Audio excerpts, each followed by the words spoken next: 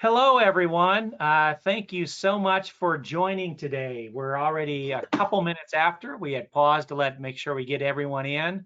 Um, let's go ahead and get started. Today, we're talking about Beyond Rise, making an impact with responsive e-learning. Let's go ahead and move on to the next slide.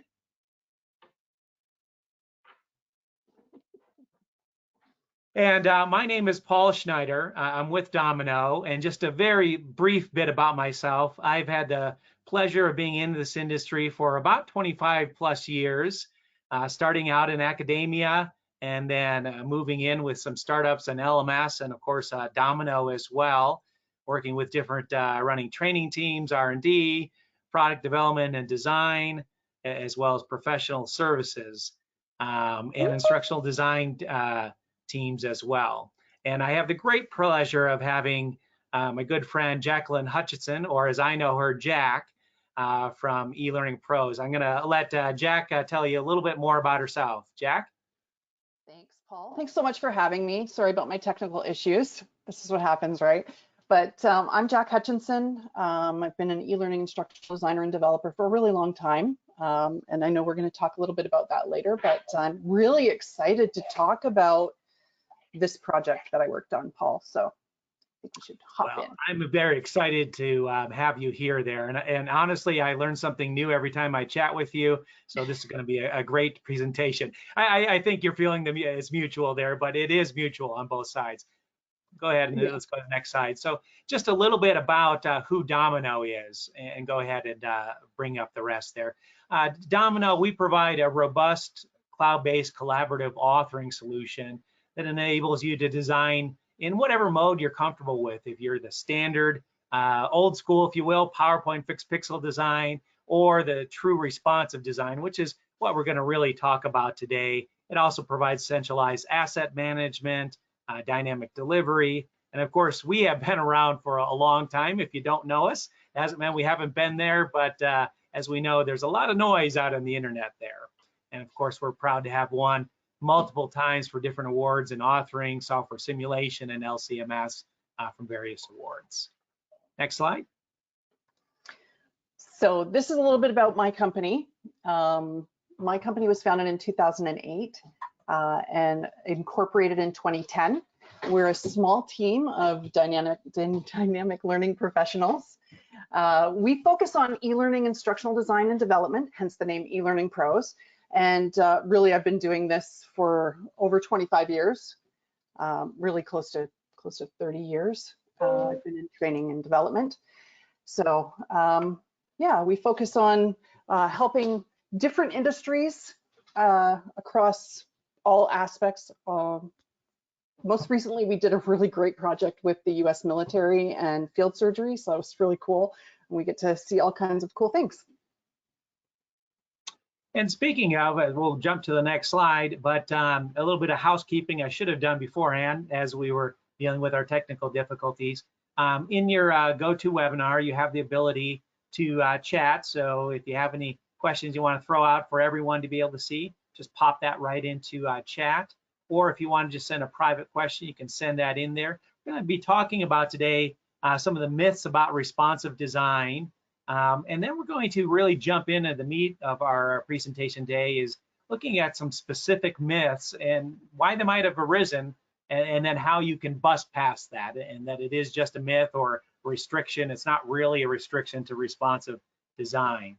And looking in those really specifically, because let's face it, a lot of you out there might be using Articulate Rise, and we have seen some myths kind of just arisen because of that experience out there.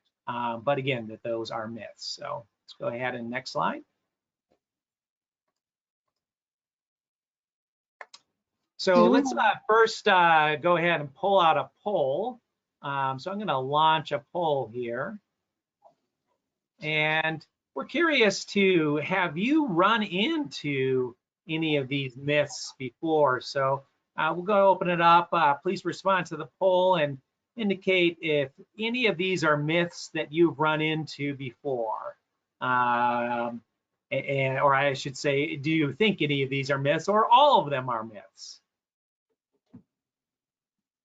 And you may or may not have run into them before. So if you're not sure, kind of make your best guess on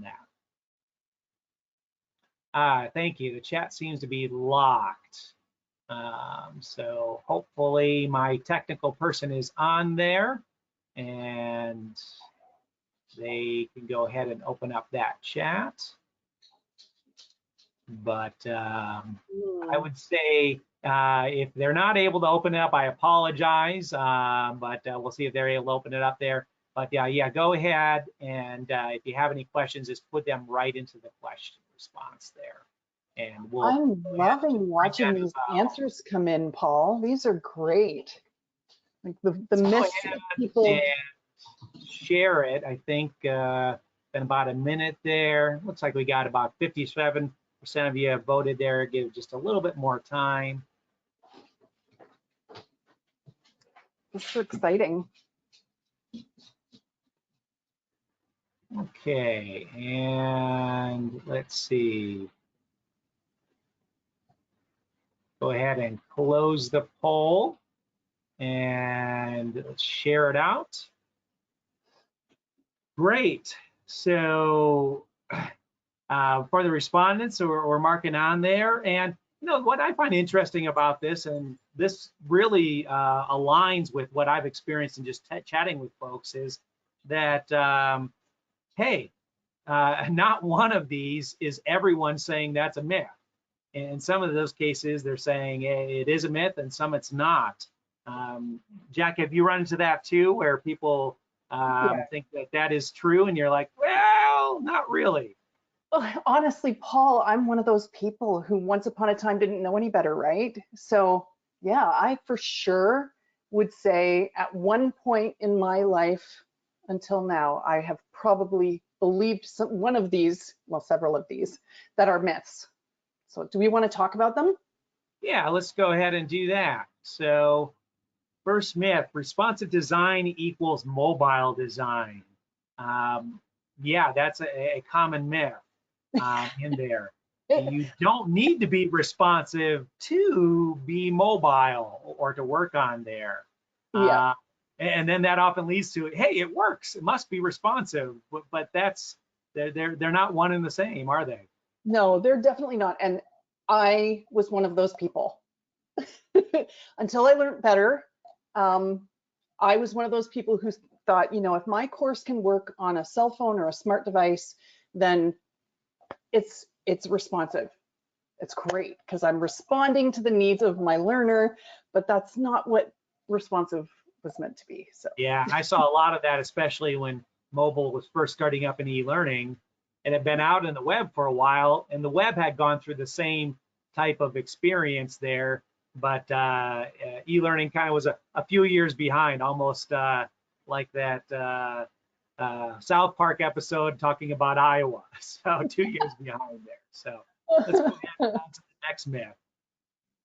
Responsive design requires HTML5. You know, this is one that I see persist to today. Yeah. In fact, I honestly had to just double check myself to make sure I wasn't incorrect on that one because I was starting to doubt myself. Well, you know, if you're like me, if you in the audience are like me, you're an instructional designer first and a developer second, you might not have all the technical knowledge that somebody like Paul has. So I thought it was HTML5, so it's responsive. I didn't know any better until I learned. I had to have someone like Paul teach me. So do you want to talk about that, Paul, about why that's a... And it's a common one for folks to go ahead and kind of misconstrue there, because HTML5, the time it came around is when mobile started to become more popular. HTML5 100% makes the technical end easier to develop fully responsive, but responsive is really triggered through style sheet CSS and JavaScript. Of course, we're not having to deal with all that. The tools kind of deal with that in there. And again, it made it easier, but you could, and you did see, especially early on, stuff that was not HTML5 that was fully responsive and would transform and change the experience, which we're going to talk about here momentarily, but really transform that. And likewise, just because it's HTML5 doesn't mean it's responsive. It's just going to mean that that technology in place is going to make it easier for the tool to go ahead and leverage it and perhaps do some things that were a little more difficult, or in some cases maybe impossible, but that aspect didn't make it responsive. Exactly. So the Great. next one we have is that content looks the same on all devices. So as long as content looks the same on all devices, it's responsive. Yeah, and I remember that one kind of first coming out because that was the easiest thing. Hey, can I get my screen to shrink or expand, and show it up there? And then later on, we saw that they would change the navigation controls because they realized not everyone has the finger the size of a baby that they could go ahead and click on the next button there. But even that was more the player was responsive, and I think that's a key word. They would say the player responds and changes and adapts to the new screen. But the content doesn't. Journey there, Jack. Tell us a little bit about that. Yeah, you know, I had recently I was doing some things where I was working between my tablet and my cell phone, and realized that the experience I had between them wasn't the same, but it wasn't necessarily a bad thing, because what I was missing on one device wasn't critical information. So it was actually being a responsive experience and letting me see the critical content that I needed, but not necessarily the other information that I didn't. So yeah, I think that the classic telltale sign was if you're using your phone and you flip it sideways, you're watching a video or you're looking at old e-learning. Yeah. And that was pretty much it. There, you hold it that way. And yes, it's flexible, but again, the best experience adapts to that screen layout, even in larger screens. Yeah. Our next bit. Exactly. So responsive e-learning is just a fad. Yeah, that's one that I heard many times back when, for those folks who've been around for a while, the eLearning Guild, and they had their mLearn conference. They go through. Now, the conference changed, and why did the conference disappear? Is because it wasn't deemed that it might be a fad anymore. This was everywhere and ever present. And, you know, I think one of the things I always love and I run into from time to time is that, you know, you can talk to your audience or your person who's, you know, you're developing e-learning for, and they go, well, hey, we issue desktops or laptops to everyone in our organization. So they're not using phones to go ahead and look at our training. We don't need to think about that. And I think many of us think, are you sure? And Jack, I think you just told me about an instance where you ran into that same situation. Yeah. We have a client, and actually that's what this whole project is about. This is really what has forced my client to realize that they need to pay attention to what's happening in the field. They did a needs analysis for some content that we were redesigning, and realized that all of the content had been built, or the majority of the content had been built for desktop computers. And everybody had, at one time, had desktop computers. That's all they had. Now they've realized nobody's taking the courses on the desktops. Everyone is using their tablets and their cell phones. All of the processes that are happening within the business are all happening on mobile devices. So like nobody stands or sits at a desk or stands at a counter anymore with the computer. Everything is done, you know, remotely. They're wandering around the homes that they're working in. And so they looked for different alternatives because a lot of the e-learning that they had just wasn't responsive. It wasn't acceptable on those devices. So this is what this whole project is about, Paul. Yeah, and you know, just ask yourself, hey, are your folks using their phone for email ever? Business email? Are they using it to search Google for something and learn something there? And I think it'll be a resounding yes. There's a good majority of your folks in there. So even those cases where they're issuing it through the desktop, and they might even, most of your users might do that. And again, we've seen that change over time to where even then folks are, they know that larger numbers are using it in different devices there. Right. Let's go ahead and move forward. Okay. So today we're looking at some of the biggest myths, or really some big myths that Jack and I have seen when we've worked with different folks. By no means is this everything. In fact, we might revisit there, and we had to trim things down to make sure we had this as a reasonable time here. And so we're going to look at some of the biggest myths we ran across when you're developing responsive or modern, as some folks think of it, learning content. And to quote one of my old favorite TV shows, Mythbusters, we're going to come in and bust those myths for you. So if you're running into this and experience this, good news is that it doesn't have to be this way. Mm-hmm. Exactly. Let's go ahead and take a look at our first myth today. So the first one is that content is limited to basic uniform blocks. So if you have experience with other responsive tools, you know that you have layouts that are sort of given to you, you fill it in, it's pretty rapid. Most of the time clients are okay with it, but there are times where you might want something outside of the limited basic uniform blocks. So do you want me to go into show that now, Paul? Yeah, that's again, that's a common thing in there, and I saw this when I worked in web development as well. People started out that way. Of course, those programmers usually were programmers, real programmers who program JavaScript and things, and so they knew that that wasn't the case, and they moved beyond it. But yeah, let's take a look at some examples of what we're talking about. Okay, so I want to set the stage here for everyone, just so that everyone understands what this project that I worked on was all about. My client needs to move their content from Rise into Domino because they're going to be doing some reselling. So there are some features of Domino that my client is looking to make use of. And so we did a test conversion from our Articulate Rise into Domino. And from there, we worked to adjust some of the learner experience that came along with this. So that set the stage pretty well, Paul, do you think?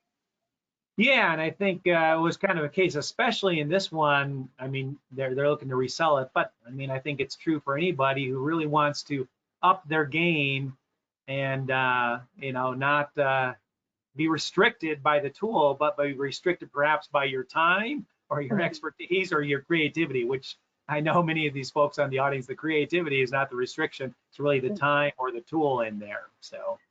So as you can see here, this is Articulate Rise.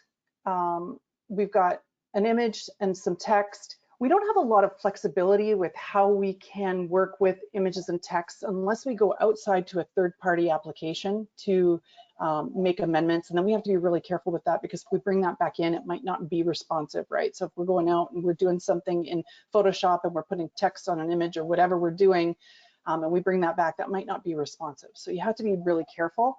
Also comes in problems with translations later that we all know too. Exactly. So we've got an Articulate Rise course here. It's great. We're going to talk about some of the things that I worked on with my client to really take this to a more customized and creative responsive design. So the first thing we did was we worked on the intro. So we've got some panels here to kind of give emphasis. If we had done this in Rise, we would have to do this outside of Rise and bring this in as a Photoshop item or a vector image or even a video, but we'd have trouble having it side by side.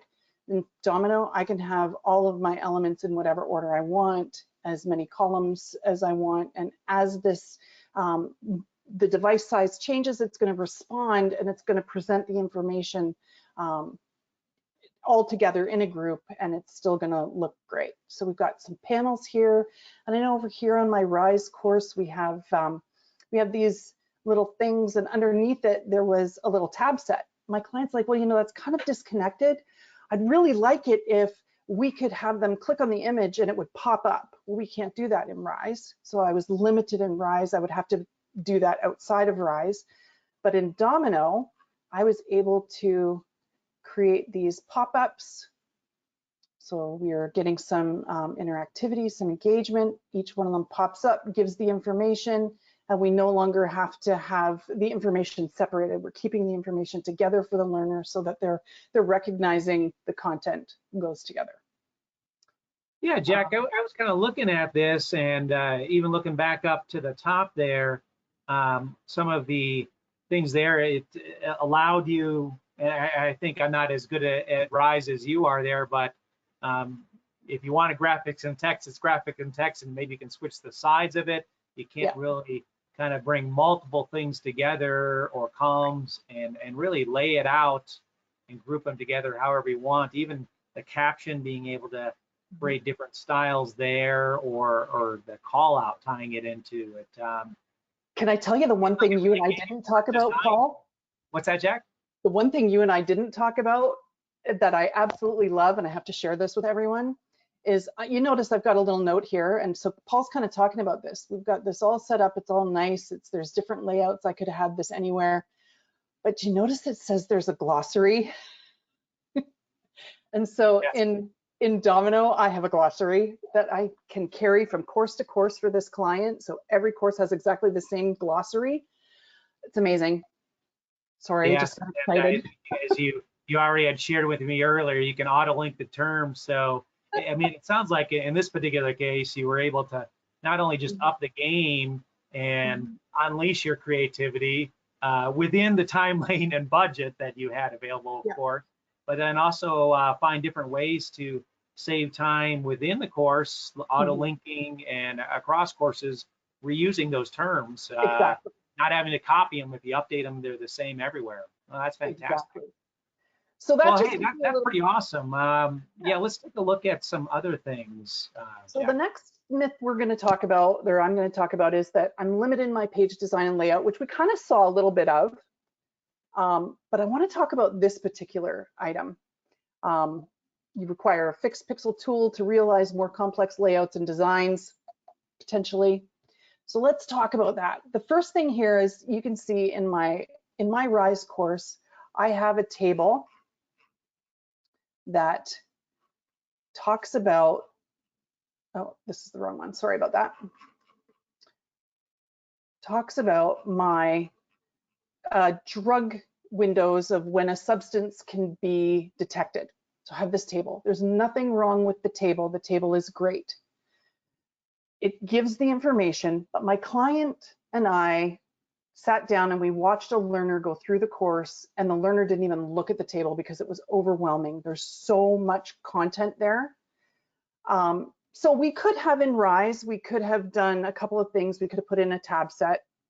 We could have done, something else. We could have created this outside of Rise and made an interaction. And that's kind of what we did in Domino. Is I've moved this now. I minimized this just for this example so that like there are 17 items, but here I'm only showing 6. I created a tab set, but not only that, if you look at my table, you can see that for each substance, there's a value for urine detection, hair detection, and oral or blood detection. It is what it is. What you had said before is that with a client, that connection is pretty critical. It is And part very of the important. problem with the table was that it was getting lost Yep. in focusing on this belongs to this. You're learning that element. Now let's learn the next and its relationship. Exactly. So they were glossing over it, not understanding, not really being able to come back to it or find where the information was. So we created a tab set. Not only that, we created a tab in tab set, which is also something you can't do natively in Rise. So we have the urine, the hair, and the oral. This makes the learner click. We've created a pseudo engagement here. We're trying to get the learner to connect that the urine is 6 to 24 hours with alcohol. And it's a lot easier for me to go through and look at, one at a time, go and look at the hair. I could add images in here. I could add more text. I could add references. I know your client had shared, hey, but there's a timing issue there too, but add in more visuals to represent that. Yeah. Which I think, correct me if I'm wrong, even if you wanted to add visuals in the table before, that was a restriction previous there. Exactly. So that's, one way, your page layout and design, you can be really creative with it. And so this is one way that we tried to be a little more creative with that table. Again, there are other things I could have done. time, budget constraints, not a lot of opportunity. So Now, I know that there was another one where it was almost essential. So in the original course, and I've seen this time and time again with folks there using Rise, is they insert in a storyline block because they really needed to create a different layout, engagement or something to bring that material together. And it just simply is not even close to possible in there. So they insert a storyline block. And I know you looked at that there too. yeah, But then you were also starting to look at, hey, for our next update for this course, could we? yeah. So this is the collection process. There are 12 steps in the collection process, and the client wanted to force the learner to complete each of the steps and to go through. We did not yet recreate this in Domino because of time constraints. We have kept this as a storyline block, but this was created in Storyline. You know, there's a little next button so that the learner can go next. We've got some little markers here. We can't do a lot of this stuff inside Rise natively. So I had to do this in Storyline in order to bring this into Rise. And our next project is going to look at converting this process. But I'm really excited because some of the things I've already done, we're just going to carry forward and use them together in one element. Yeah, and I think one of the things here too is that, yeah, adding markers or other things on there, basically you could replicate all these things. But, and this kind of ties to another question, so that was actually asked there I'd like to share out. The question was, how do you keep accessibility in top of mind when you're creating responsive e-learning? But hold that thought in here. This one, and this speaks to accessibility, this is not, I'm guessing this was not accessible in terms of 508 compliance, WCAG compliance, for anybody who might be of differing abilities there. Right. But one of the things here is that you were able to, and you're kind of restricted into this block of space, but with a responsive, you're going to be able to spread it out with that design. Yeah, there's a good question on here, and I think it's worth addressing, even though that's not our focus. Accessibility, top of mind when creating responsive e-learning. So one of the great things about responsive learning over kind of traditional fixed pixel, shrink to fit PowerPoint style is that a few aspects of accessibility are automatically taken care of for you. So one thing that you have to think about when you're in non-responsive is tab order, because you have all these layers and things coming up. But in responsive design, the nature of how you put things in, and Jack described how, hey, if it changes screen size, things get grouped together. Well, you're going to make sure that the right things are grouped together so they make sense. That creates the tab order automatically. And if you're thinking about visually, hey, do things group together and make sense when you're in a mobile device, you pretty much have handled the tab order, which about 98% is handled for you automatically. But a little bit of thinking is in that part of, hey, if it's still looking good and that graphic is still hanging with that piece of text instead of hanging with the other graphics in mobile, you've done it and handled it for responsive and tab order. And the other big win for responsive over the standard that you just don't need to think about is the zooming to screen. So when you have to handle accessibility that you can zoom in the screen so much, well, that means your layout, your spacing, your size of things, where things pop up on the screen. You have to think about all those things in a non-responsive. And responsive, 9 times out of 10, you don't have to think about that at all because it's being handled for you. Yeah. Of course, every other aspect of accessibility, which we don't have time to go into that, and it sounds like we need to have another webinar on that, is that's to the tool and thinking about it. I mean, it's no different images. You need to make sure you have, you know, the alt text and the information explaining it there and other things. There was another question there, I think, is will it be responsive to changing from vertical or horizontal? And yeah, let's just take a quick look at that, Jack. So the short answer is, if we're looking at this screen, back where you were there, actually, Jack, on the storyline. Yeah, that one's not going to change. It's just going to shrink to fit, and it won't grow at all because it's inside the Rise. Let's just take a look at it real quick here. Yeah, scroll up to where the PowerPoint, or not the storyline piece is. This is it right here. Oh, that's it right there. Yeah, so you're kind of seeing it at shrunking in, bad experience. Let's go back over to the domino piece where you're coming and looking at that screen. Yep, And just hang on. go to like I gotta the get to that page. yeah. We'll go to the first screen here and resize that one. Just go ahead and grab the browser and resize it there. So Hang that on. one in there, yeah. Not that page is still the storyline. So that's just going to shrink. But go to one of the other pages so This we is can answer domino. that question, Jack. So just go to one of the other pages, please. Yeah, Any other page. Or yeah, okay. right there. Yeah, and just resize it there so they can see how it is responding. And so as you're shrinking there, it is going to go ahead and respond it. And in this particular case, again, this was a choice. So this is a good example in here. This timeline, as we're shrinking on there, is just going side by side. But in Domino, and again, Jack, this will be something that you can go ahead and adjust very quickly, is you can say, hey, when it gets to a certain size, have it appear differently. In this case, what I'm recommending right now to Jack, thanks to our audience member, is go ahead and set that when it gets to a medium size. So all of the things, instead of being on the left and the right, are automatically on the right. So it gives it that proper spacing and it still looks great.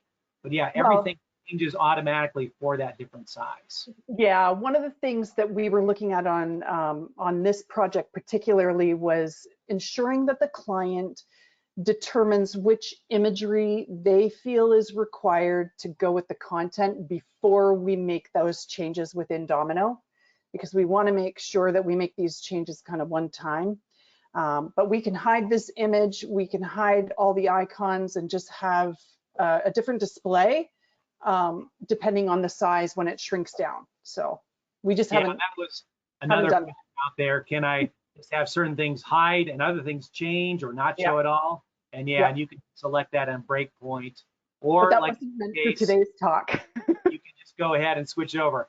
We said early on that we can't cover everything on here, but yes, those are some of the great things. And I did send out in the chat there before we jump in the other one, just to say it verbally. I should have said at the beginning, we are sending a recording out to everyone there. Hey, and it looks there's another question back there, and pop back up there, Jacqueline. To which one? The previous example that we were just showing there, and they were saying, hey, it looks like the image is shrinking and not preparing the aspect ratio. Yeah. And can you go ahead and change that? And the short answer is yes. So we don't have time to kind of jump into it. But when you're in that particular one, that's a background image, and Jack chose to go ahead and have it stretch. So no matter what there, it's just going to stretch to fit. But there are other choices in there where you can say, hey, just go ahead and fit exactly, or fit and stretch only vertically or only horizontally. So there's all sorts of choices that you can make on there. Yeah. Or if it doesn't make it sense at all, like Jack said, is just switch it out there. So again, that's kind of a choice you can make it as a designer. And that's a big thing here. This is, as we're talking about, a lot of these myths come out because there isn't a choice in the tool you're using. And so we don't know any better. Yeah, or you don't know any better, and that it's responsive. And almost always it's not because it's responsive. It just doesn't exist in that particular tool. Right. Well, let's look at our third myth here. Responsive content can be not interactive. And I've heard this time and time again, Jack, and it's like, hey, X tool or Rise there, it's great for information, but if you really want to make an engaging tool, you have to use Storyline. Those are the articulate users. And, and I just kind of shake my head and I'm like, that's kind of hogwash. Responsiveness has nothing to do with it. Tool choice in that case is true, though. Exactly. And it also, I put this up here. What does interactive mean to you? Because it is a subjective term. We talk about interactivity, and if you ask 10 instructional designers, they're all going to come up with something different, right? 10 developers, they're all going to say different things. But in this case, we're actually going to talk about my tabs again. So we'll go back here to my tabs, because something that we did with the tab set is my client was, again, wanting to ensure that the learners see all the information in the detection windows, because this is critical to helping persons with substance use disorder who are in recovery. This is a critical aspect of their recovery planning and support. So the persons working in the home have to be able to know the different windows. So we've made these tabs interactive.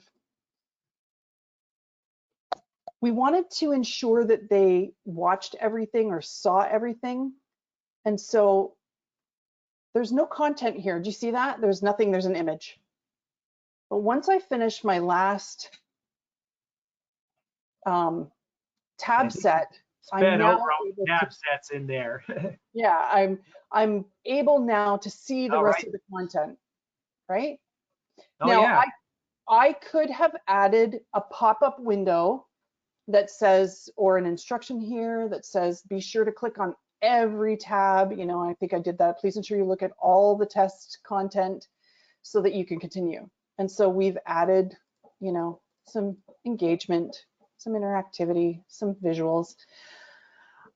We have a video. Hey, Jack, before you jump to that video on there, let's tell the audience there as, so you have the tab set in there. How did you do that? Because you're not seeing anything until you finish the tab set. So I added some actions, triggers and actions that you can't really do in Articulate Rise without doing it in Storyline. And I was able to add a trigger to hide, first of all, initially hide the content that's below. And then once I click on the tabs, once the tab sets are complete, then it will show the rest of the content. And I could select individual content that I wanted to hide or show. So yeah, so it sounds like in this case, there's some handy built-in triggers for a tab set. I mean, tab set complete. And as soon as that's done, that's the actual trigger. And the action was just to show all those other things. So exactly, a very common type of thing that you would say, hey, I need to do that in Storyline because there are absolutely no actions and triggers in there. And that's where we kind of get out there is you can't do actions and triggers. Well, no, you can, but it's the different tool in there. And it looks like in this case, it was super easy because there's kind of a built-in, and I know Storyline doesn't have tabs, so therefore they don't have that, but you had to build its tabs in Storyline, you'd have to build some kind of other action like in the last one or variable. It was super easy to create this interaction because I did just click on the tab set, insert tab set. I set up what I wanted and it was pretty much insert the text, like super easy to do that. The video. I think you have another example about a case with the video and some critical points there. Yeah, so we've got, oh, I've got to go back full screen here. On our first page here, we've got a video, and then underneath the video, or what the client really wanted was to have a bit of narration. And so we could do that in Rise. I could add a narration clip here. We have this critical information here about urine testing is an important part of the support for persons in recovery. But just as a caption almost in it there, is that how you did Rise? But really what they wanted was something more engaging. And so what I've done here is I've got the video. I'm not going to play it yet, and I don't know that I'm even sharing my sound, so you probably won't hear it. But here's what I've done on this video. There are two things that happen. First, that caption that was underneath the video, I've added as a, I'm going to call it the equivalent of a label or a marker in Storyline, right? It's going to pop up in the middle of the screen. The second thing that happens is it auto plays my narration. So, because that's what the client wanted. So when I click this. When used correctly and competently using best practice guidelines, it can be an effective therapy. Because the video's already played, sorry. It can be especially we are hearing that actually, Jack, so that is coming through the webinar. Yeah, so it sounds like in this particular case, I mean, people say, hey, the video you had didn't have that particular audio. We're just demonstrating something, and there's a really critical part of that video that they, you know, if you get nothing else, you know, focus on that. And then also they wanted them to not just read that, but actually hear that, and you were able to link all that together. But the benefit here is I didn't have to take this into Camtasia. I didn't have to do anything in Camtasia. And even if I did do it in Camtasia, that text that I pop up in Camtasia isn't going to be responsive, right? So at least my text here is responsive. And it so it sounds like this is people I always hear, hey, can I have layers? And it's you're Yeah, actually layering that text layering. label right on top of that video, in that case, image. And I know we're really cutting it close on time, ahead, everyone. go to I'm the really next one. sorry, we've had a lot to talk about. So the Yeah, next so this one is, ties right into design and interactivity, and they go hand in hand. Can I do this? I want it to look this way, and I hear this all the time on questions. It's like, yeah, the feedback's great, but I want it to have a bell and a whistle, literally in some cases, or really display something, or change the answers and create a really different visual. So the test question is a learning experience, and exactly. quite frankly, sometimes you're stuck. Yeah, yeah. So this is the default question in RISE. This is a default multiple choice question with feedback. Okay, and there are some minor options in there that you can choose. My client didn't really like this. They wanted to see different options. So what we've done is this one. What do you think? How many tests do you think it takes to do? Well, let's choose 2. And when I click submit, I have lots of options. That's wrong. Okay, so I'm going to try again. It's 6 tests.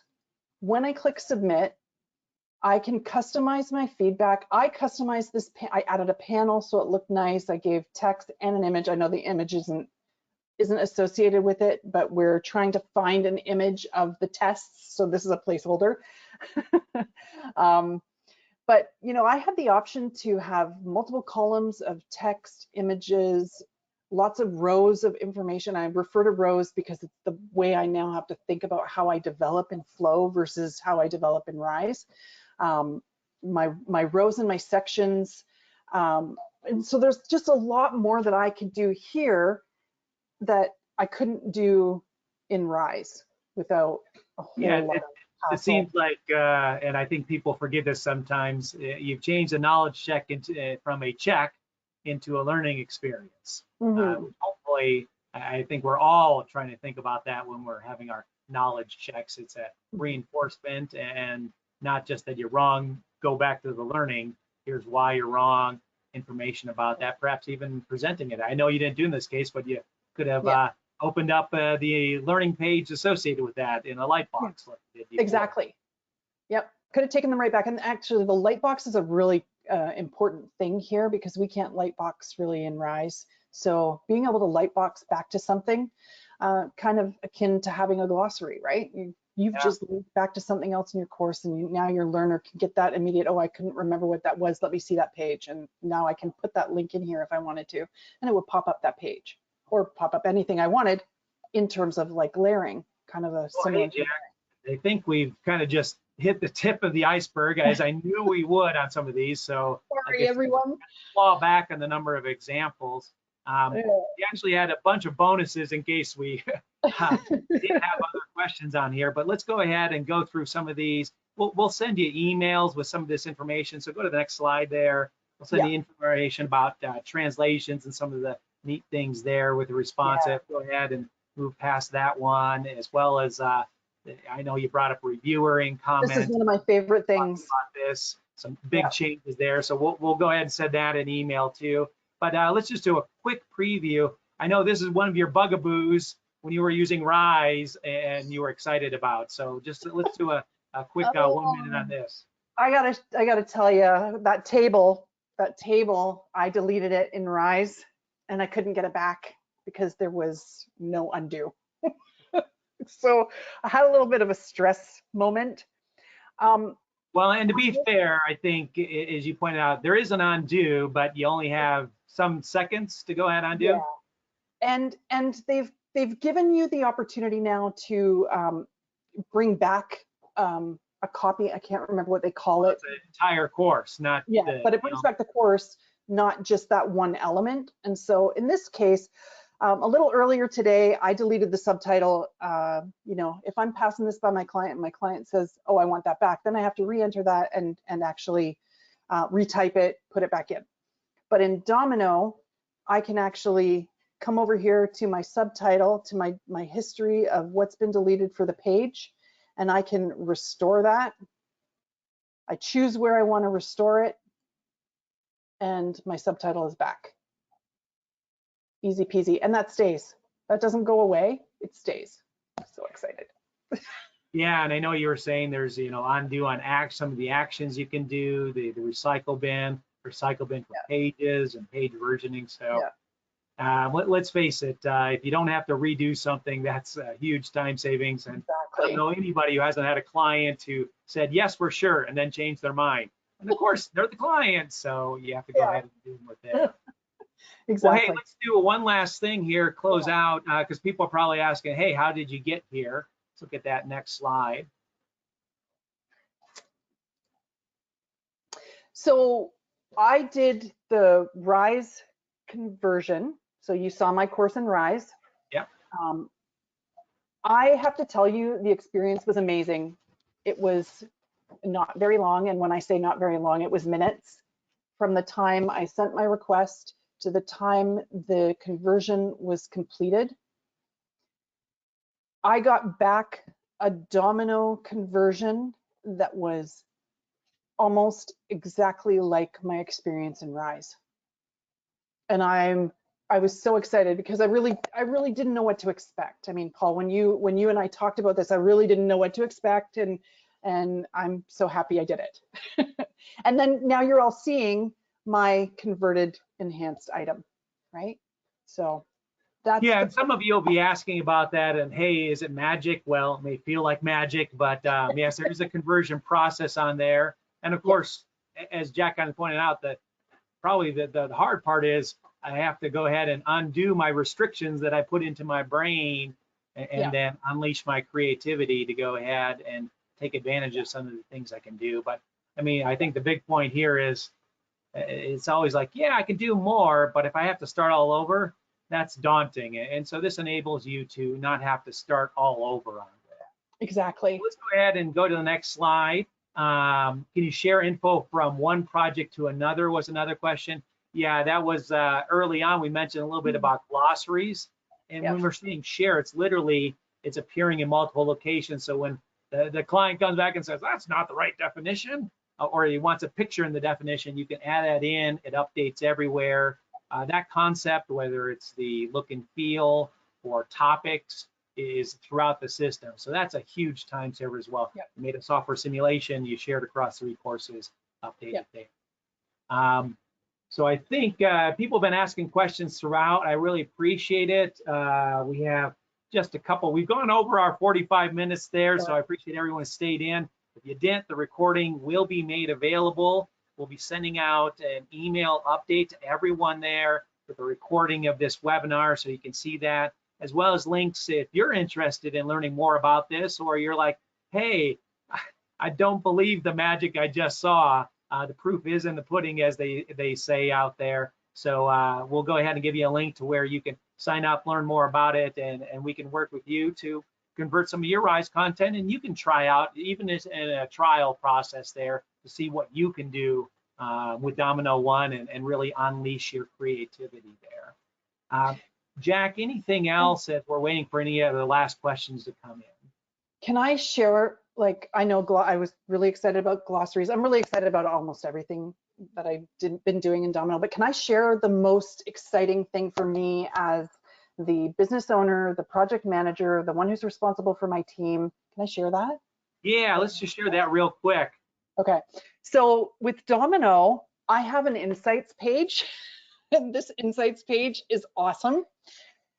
I can see, and this one's actually, let me go, does this one? No, I can't. Okay, so I can see everything about this course. This is my conversion, so there's nothing here to see, unfortunately, but this is the conversion.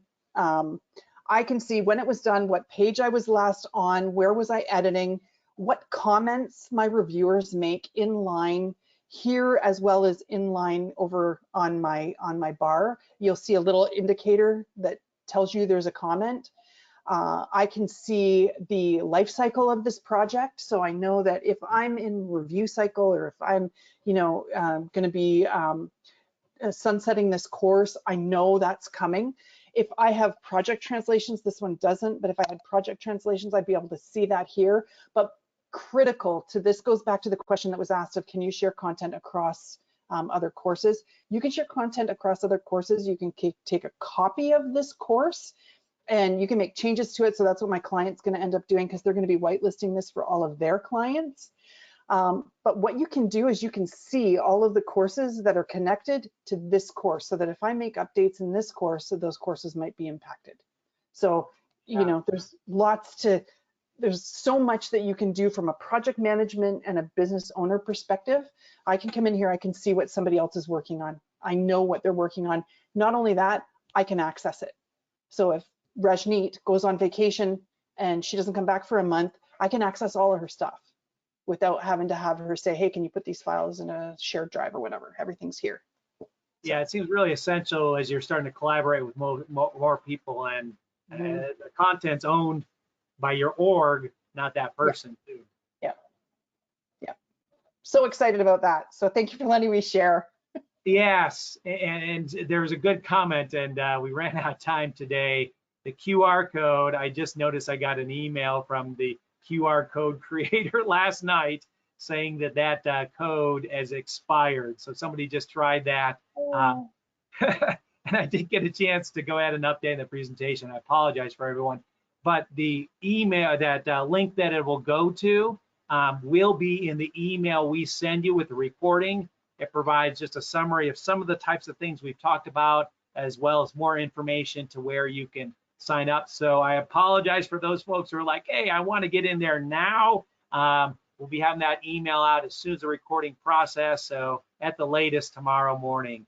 But of course, if you have any questions in the meantime, we put up our emails there. Don't hesitate to reach out to us there. Yeah.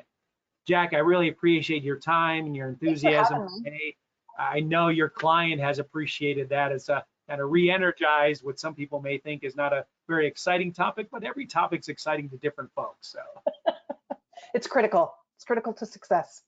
So hey, thank you everyone, and appreciate your time everyone. today. And we look forward to talking with you more in the future. Take care.